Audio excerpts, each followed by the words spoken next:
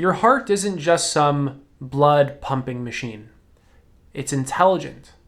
Your whole body is intelligent. There's truth to the blood pumping machine point of view, but that's not the full picture. Your body isn't just some hunk of meat. Your body is an intelligent, energetic system that's actually always communicating to you, but you have to develop the skill of closely attuning to and listening to it. And the way that it communicates to you is subtler than subtle. So when we're in a world of hyper distractions and endless amounts of junk food that you can eat that's very overstimulating, is it going to be harder to listen to those subtler than subtle sensations and messages that it gives you? Of course it is. So in order to really listen to your heart, which is what I'm going to be focusing on in this video, you're going to have to practice it. There's certain things that you're going to have to remove from your life and certain things that you're going to have to put into your life in order to allow its messages to really come through and really be heard clearly, to the point where you can't gaslight yourself about whether or not it's happening. It's just so obvious. It's so self-evident. There's no point in questioning it. It's so obvious. To question it in this context would be to like doubt yourself. So your heart's intelligent, your body's intelligent. I'm not using this just as a metaphor. I'm being absolutely literal about this. And it gives you messages. It speaks to you. Your heart has neurons. Your gut has neurons. It communicates with your brain. For those of you who are still a bit skeptical, I encourage you to just be open to this. I encourage you to just view this information with a set of fresh eyes, not needing to call it potentially new age garbage or something like that, but just really trying to just be open to it.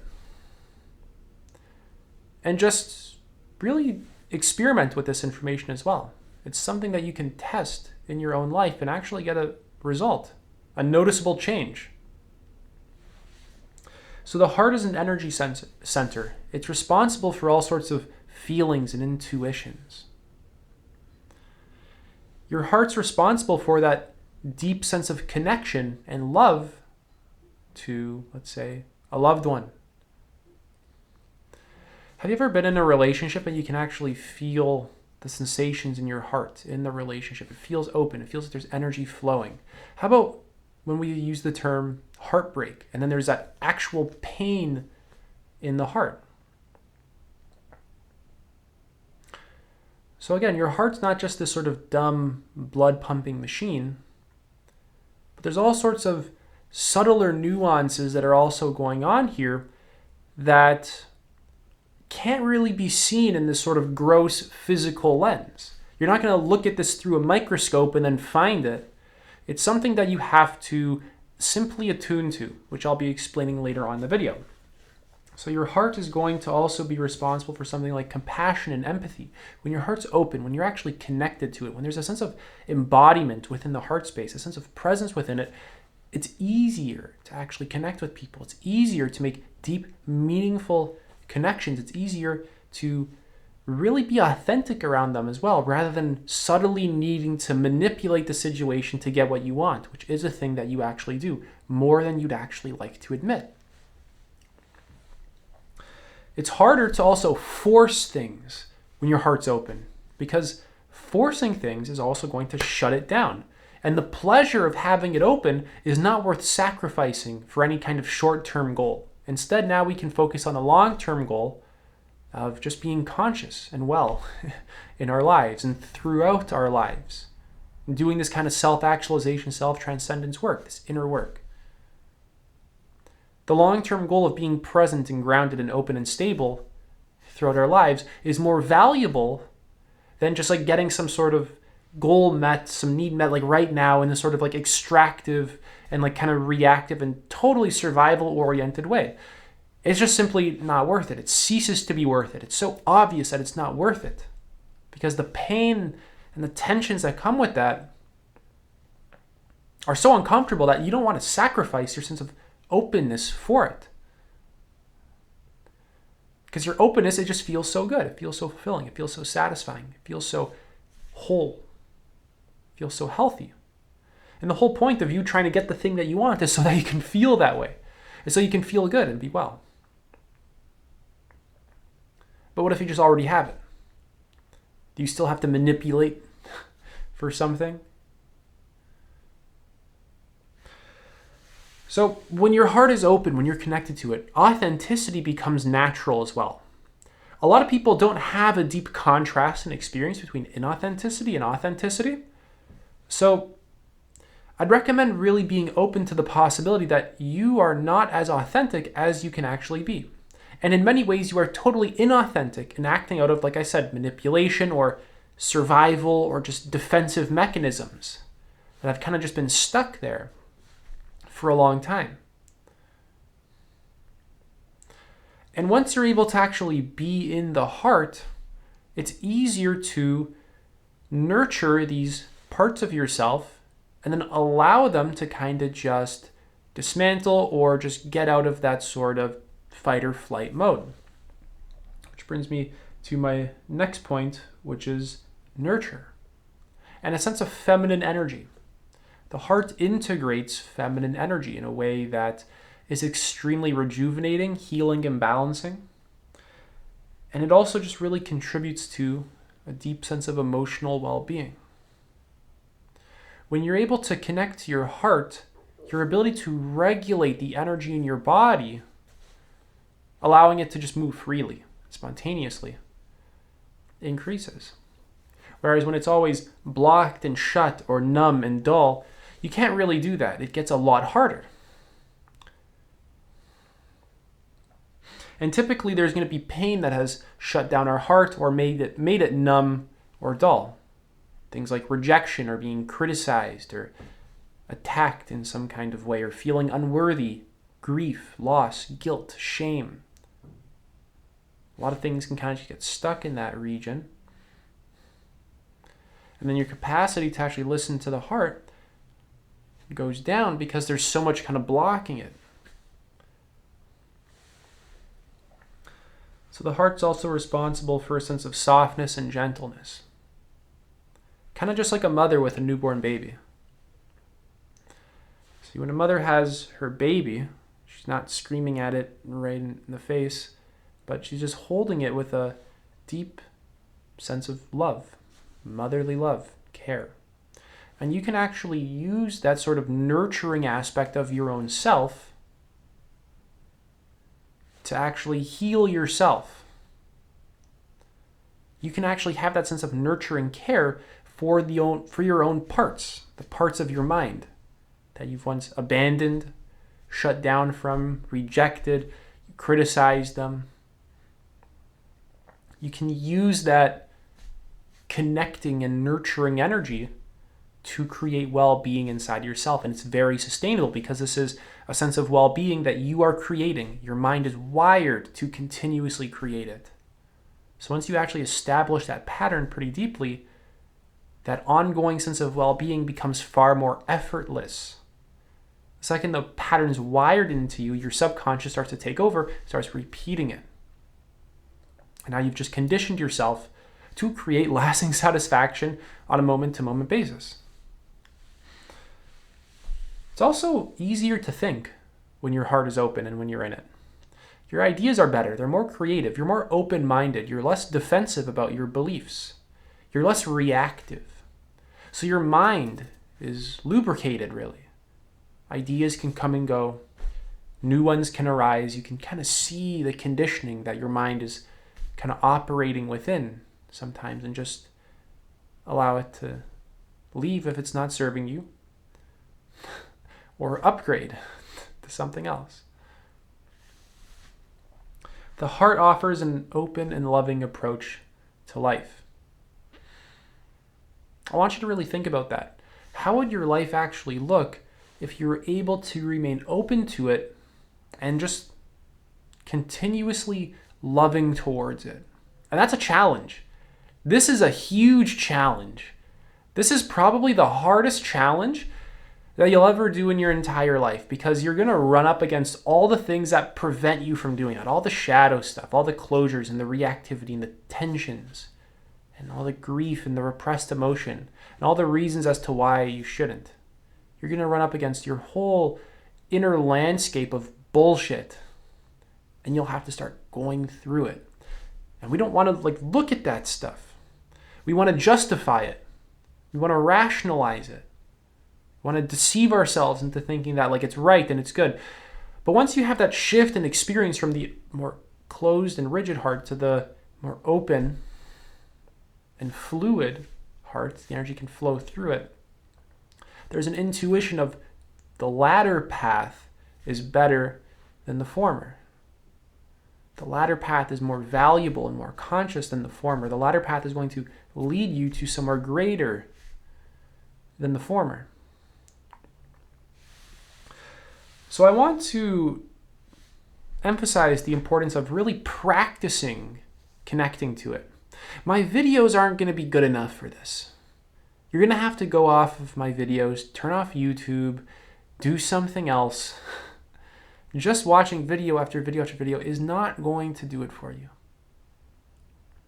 I want to talk about just some things to start cutting out of your life that are going to keep your heart closed and really what's really doing it. So overly goal-oriented behavior and always just being stuck in achieving is going to cut you off from it. Because essentially you're always going to be forcing your way through life. Because you're not meant to just be this some sort of goal-oriented robot who's doing nothing but achieving and achieving and achieving and achieving. Right? I'm a very masculine male. All my personality types, whenever I take personality tests, they give me a very goal-oriented, long-term thinking types.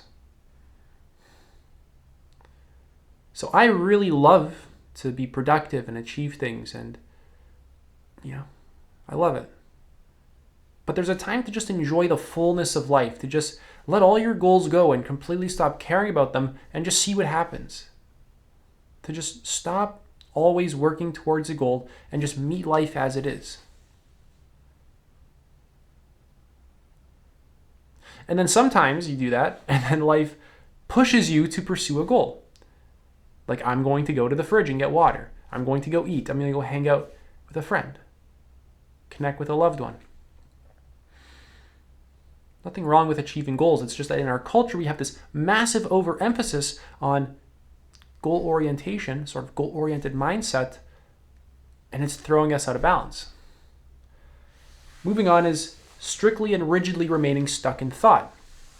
A lot of more rationally oriented men are going to have problems with this. I think this kind of stuff comes more naturally for women because they tend to just be more in touch with their own feminine energy, although our modern society doesn't really value it, and it's very overly masculine, which is sickening.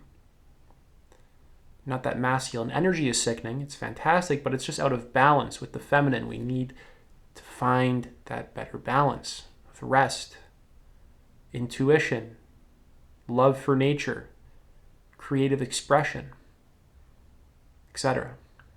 Spiritual and emotional intelligence. So when you're always just stuck in thought, you aren't able to connect to the body. You're stuck right in here. And you need to go below the neck, which I'll be talking about shortly. Technology overstimulation and distractions as well. When you're stuck in these sort of just mindless loops of distracting yourself with your phone and social media and bullshit. It's bullshit. Junk food. The news all the time. Most of the stuff that we distract ourselves with, all these easily accessible distractions, are full of it. They're not contributing anything to your life, and they're sucking your energy. I've talked about this one so many times in my videos. Various corporations and businesses have figured out how to exploit you just to suck your energy, your money, your attention. Creates addictions inside of you. Social media, junk food, for example, do that very well. Right? And then people are able to profit off of it. Leaves you feeling drained, mindless. You can't really connect to your heart space and feel the fullness of life when you've just been scrolling on social media for 6 hours straight and you have a screen time of 10 hours a day. And then your diet, you're missing the antioxidants or the vitamin C, because you're not putting junk food in it all the time, and you're poisoning it over and over again. You can't produce states of well-being if your body's broken and poisoned and full of heavy metals. So moving on, here's some things to actually embrace. Mindfulness and being present. When you're always trying to manipulate your experience, you actually can't connect to your heart. When you're never allowing your experience to be as it is, you can't connect to your heart. You just can't. There's going to be a closure that happens. So by allowing experience to be as it is, this creates the conditions for your heart to actually be more open. Moving on is actually just giving attention to the heart space. Learning to just apply awareness to the body. Start listening to the body by applying mindful attention to it. Establishing a daily meditation practice is going to be extremely valuable for this. This is like the sort of beginner step. If you haven't been doing anything, just beginning to practice meditation, this is just how you start to set that groundwork, that foundation that you need in order to really go deep. Another thing to embrace that can begin to get you to connect to your heart more is the feeling of openly connecting with another person, which you felt before in your life. And as you're able to open your heart, your capacity to really openly connect with people increases, so your connections get far richer. But next time you're interacting with someone, just kind of relax into their presence, allowing your presence and theirs to kind of merge. And just notice the subtle sense of connection to them. And just care about them. And then start to see what happens in your heart space. Notice if it starts to feel a little bit more open or tingly. Just see what happens. Just give appreciation to someone, genuine appreciation. Just notice what's going to happen in the heart space. Again, meditation is really needed here because you need to develop that capacity to really listen to what's going on in your body.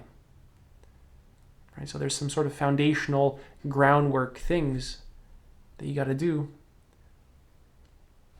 And then you can move on to more advanced things and make some pretty serious gains in this area of your life. Moving on is connecting with nature. Just walk up to a tree and realize how profound it is. Realize how mysterious it is. Just connect with the pure mystery of life, the magic of life, the fact that the tree or the grass or the ladybug or the ant can even exist. Recognize that you don't know what any of it is. You don't know what any of it is. You have labels and words and concepts of it, but you don't really know what it actually is. And in many ways, your words and labels of the thing create this sort of image of them that isn't very true. For example, is a tree just a static object? Of course not. A tree is a dynamic living thing.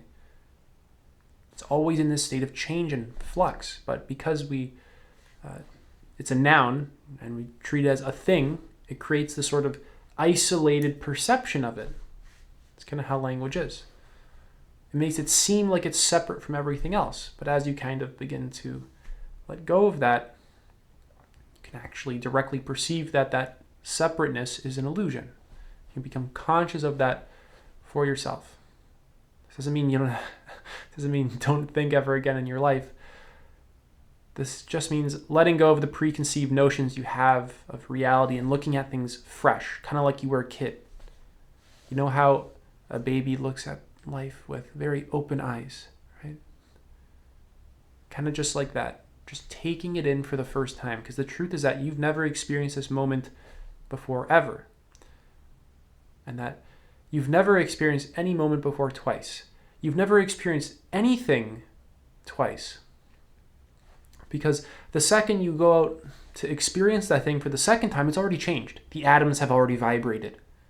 It's already different. Your body's in this constant state of flux and change and movement. Everything in reality is in this constant state of flux and change. So the only way to know an actual thing is to be present with what it is now. And the second you're not present with it, you're disconnected from it. And then you're kind of back in thought and labels. The only way to really know what a thing is to grasp what it is now in the present moment, directly, not through thought. Although thought's very useful. This doesn't mean don't think. Really, this doesn't mean don't think. In fact, be a great thinker. Be so good at thinking that you recognize the very limitations of thought and move beyond them entirely.